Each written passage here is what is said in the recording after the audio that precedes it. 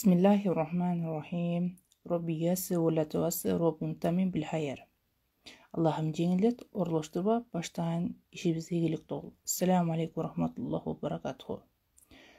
Аллах Таалага махлуктар канчалык улук болсо, Аллахтын сөзү бизге ошончолук улук. Алей Мухаммад саллаллаху алейхи ва саллям жана анын үй бүлөсүнө жана сахабаларына салам жана салаваттар жолдоп, урматтуу жамаат, мен сиздер менен бүгүнкү Шаабан айынын фазилети туурасында кеп кылмакчымын. Аллах Таалага чексиз шүгүрлөр болсун. Ушул күнгө канчалаган мусулман туугандары жеткен дагы бар, жетпей калган дагы күндөр бар. Бүгүн Шаабан айынын 5-күнү экен. 5 экен, Аллах Таалама шүгүрлөр болсун ушул күнгө жеткизгенге. Бүгүн исламда ыйык айлардын бири болгон бул Ражап айы, Шаабан айы, Рамазан айлары. Туурабы? Сиздерге өткөнкү сабагымда Ражап айы боюнча сөз кылганмын. Эми бүгүнкү сабагыбыз Ражап айы. Биз азыркы Ражап айда турат экенбиз. Ражап айынын 5-inde турабыз бүгүн. Келиңиздер, урматтуу жамаат, бүгүн сиздерге ушул айдын фазилети туурасында сиздерге тереңирээк түшүндүрүп берейин. Бул бир хадисте айтылат экен. Усма ибн Зайд радиллаху анху пайгамбарыбыз саллаллаху алейхи ва салламдан: "О Аллахтын элчиси, Шаабан айында оруза тутканыңыздай башка айларда дейт, оруза тутканыңызды көрбөдүм. Мунун себеби эмнеде?" деп сураганда ал айтты. Деп сураганда ал айтты: "Бул ай Ражап менен" дейт. Ражап, мен өткөнкү айтып өтүп кеткен айткан сабагымда. Ражап менен Рамазандын ортосунда адамдар бекапар калтырган Шаабан айы дейт. Биз азыр Шаабан айында турабыз жамаат. Бул айда пенделердин кылган амалдары, аламдардын Роббисине көтөрүлөт.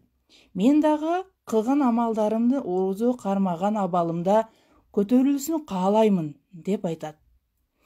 Бул хадисте пайгамбарыбыз адамдардын көпчүлүгү капырына албаган Шаабан айындагы амалдарын сооптуу экендиги жана бул айдын көпчүлүк күндөрдүн орузо кармоо менен өткөрүүнүн артыкчылыгы туурасында айтып өттү. Ошондой эле бул айда ар бир адамдын кылган амалдары Алла Таалага көтөрүлөт деп жатат да. Ал эми башка хадисте Айша энебиз мындай деп айткан, маани беребиз. Кээде Аллахтын элчиси ушунчалык көпкө орузо кармаганынан улам биз аны орузун ачпай окшойт деп калчубуз дейт да. А кээде көпкө оозун ачып жүргөнүнөн улам биз аны орузо кармабайт окшойт деп калчубуз дейт. Мен Аллахтын элчисинин Рамазан айында гана орузону толук тутканын жана Шаабан айында эң көп орузо тутканын көрдүм дейт. Сахил Бухари жана Сахи Муслимде келет жамаат.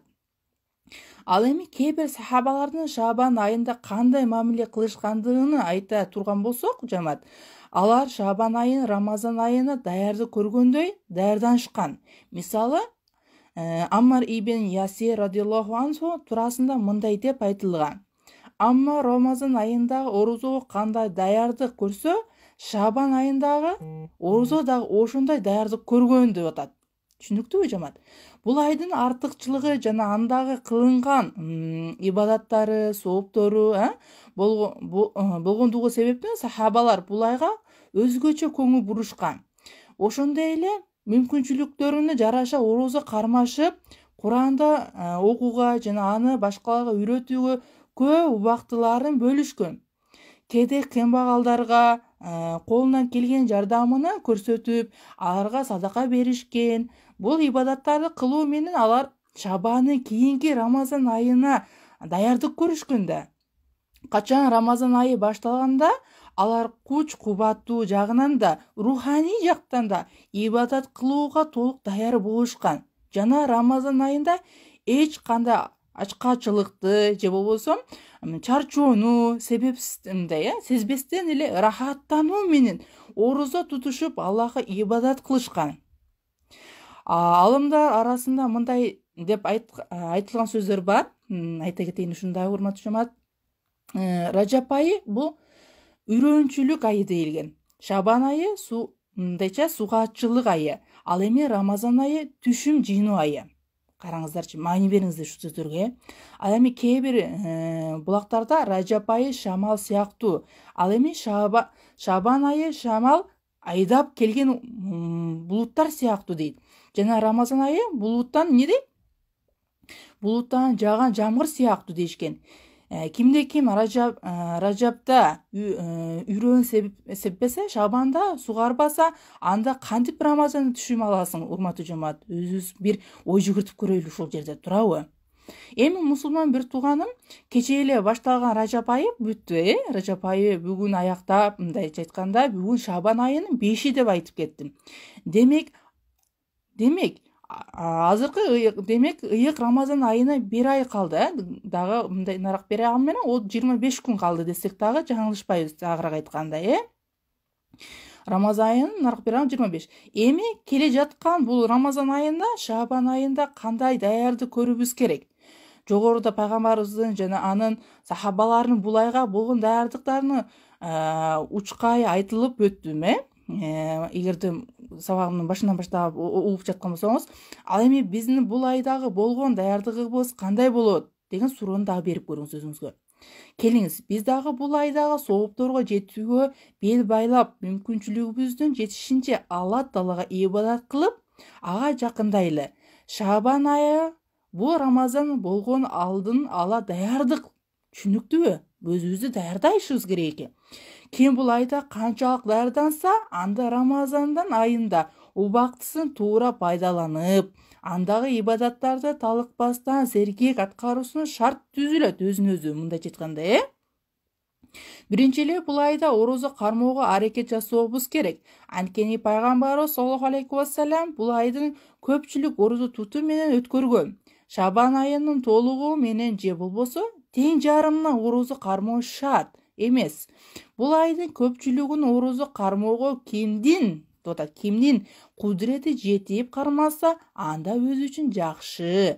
А эгер көпчүлүгүнүн кармоого кудурети жетпесе, анда жок дегенде сүннөткө ылайык дүйшөмбү, мындайча айтканда биринчи күн, дүйшөмбү биринчи күн жана бейшемби бул кайсы күн? 4-күн бизде. Күндөрдүн орозо кармоого аракет жасасын.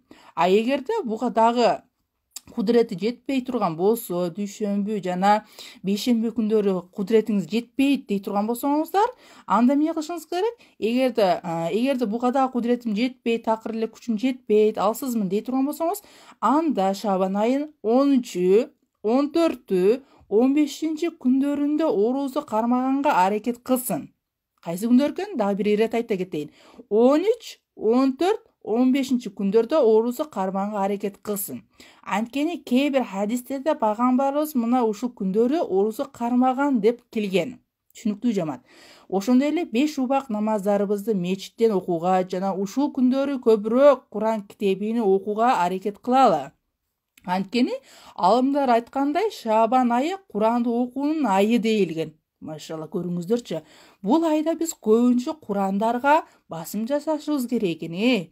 Эгерде ким бул айда Куранды бир жолу окуп бүтүргөнгө аракет кылса, анда ал үчүн Рамазан Куран көп ирет окуп, Куранды окуунун Шабан айында Рамазан Куранды көп ирет окуп бүтүрүүсүнө жеңил болот. Алла Таалага баарыбыздын өзүнө гана ибадат кылууга, күнөөлөрдөн алыс болууга жана бул айдагы соопторго жетишүүгө жардам берсин. Ошондой эле Рамазан аман эсен жетип, ал айды көптөгөн жакшылыктарды жана ибадаттарды кылуубузду жеңил кылсын Аллахым. Амин, амин, амин. Ва алейкум ассалам рахматуллахи баракатуху.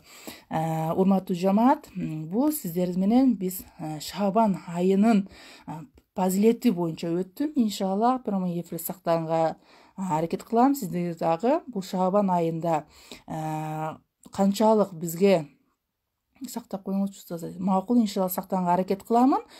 Сиздер дагы жакындар, бир туугандарыңыздар менен бөлүшкөнгө аракет кылыңыздар.